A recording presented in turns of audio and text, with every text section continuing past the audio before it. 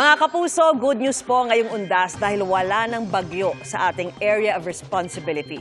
Pero ingat pa rin dahil may ilang lugar na uulanin ngayong weekend.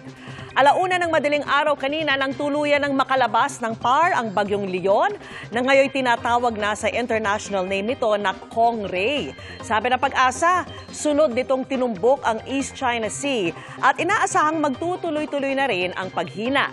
Pero kahit malayo na sa Pilipinas, hagip pa rin ngayon ng trough o buntot nito ang bahagi ng Palawan.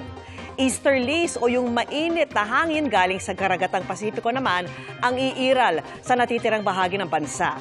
Base po sa datos ng Metro Weather, mataas ang tsansa ng ulan bukas ng hapon sa Zambales, Bataan, Calabarzon, Mindoro Provinces, Palawan, ilang bahagi ng Capiz, Negros Island Region, Bohol, Zamboanga Peninsula, Northern Mindanao, Caraga, Davao Region at Soc-Sargent. Pagsapit ng linggo, umaga pa lang may tsansa na ng ulan sa Bicol Region, Quezon, Palawan, pati sa Samar at Leyte Provinces. Mas magiging maulan na sa hapon sa halos buong Southern Luzon, Visayas at Mindanao. Posible po ang matitinding buhos ng ulan kaya maging alerto sa banta ng baha o landslide.